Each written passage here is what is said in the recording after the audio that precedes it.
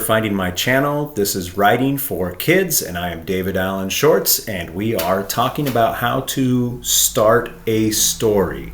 How do you put down the main elements, and what's a useful tool? And the most useful tool I've found out of a few that I've looked at is the Syd Field paradigm, which is a tool that Syd Field uses for analyzing and creating screenplay, but it's a great simple tool for movies as well. Last time I placed the movie Cars on the paradigm. I did that over 3 videos. This time we'll just take one video and we are going to talk about the story for Star Wars. If you find this useful, use it. It's very nice, very clean, very succinct when it comes to making the first part of your story. Here we go, 5 minutes to put Star Wars on the paradigm. Our setting, the pinches, opening, plot point 1, midpoint, plot point 2, ending, dramatic need, undercurrent 1, undercurrent 2. That's everything we get on the paradigm, and that is enough to see if you have the makings of a good story. If you can't fill out the paradigm, you need to come up with more. So our opening for Star Wars, as you recall, we have 2 spaceships chasing each other. 2 ships chase, and then we are introduced to the man in the black helmet, and he is looking for the plans. Then we get to plot point 1. So the droids go down to Tatooine, and then a farmer named Owen Lars finds the droids. He buys them. He tells his nephew Luke to clean them up and have them on the South Ridge by midday.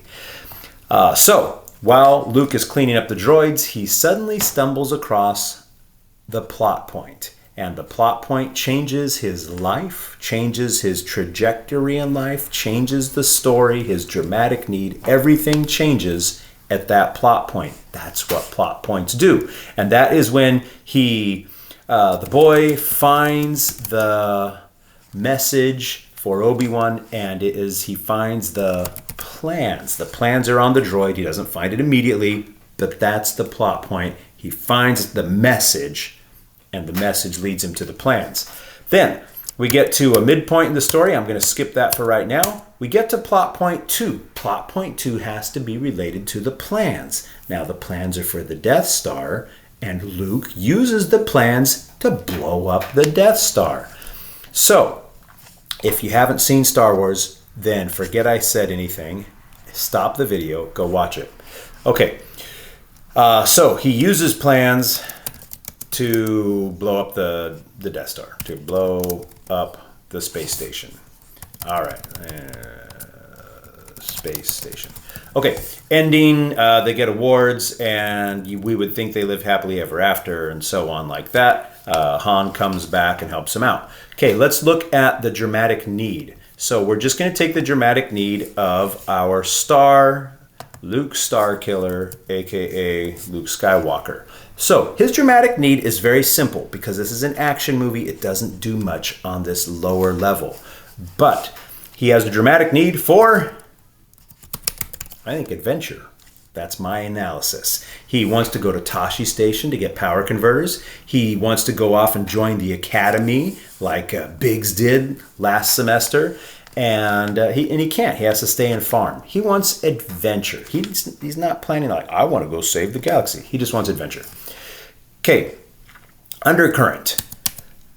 There's not much going on here. We don't have big character transformations. But if I were to analyze it and use it for this movie, I would say the first half of the movie, Obi-Wan, I'm going to call him the old man, is in charge. Obi-Wan's in charge. He makes the decisions. So what happens at the midpoint? The old man dies. Obi-Wan gets killed. And then, is there a change in the undercurrent? Not really in this story. It would have more depth if there was, but in this one there really isn't much change, except now Luke has this moment realizing that he is kind of on his own, and now the boy is in charge. He's making the decisions for his life, where before he was following Obi-Wan. That would be my best paradigm for Star Wars. If you think that there's a different midpoint, plot points, then you can put those in the comments, and I'd be happy to look at them. Pinches, we really don't need them. It's an action movie. It's full of them. We could analyze them. We could list them. TIE fighter fights, escaping from the cantina, training with the probe with the lightsaber.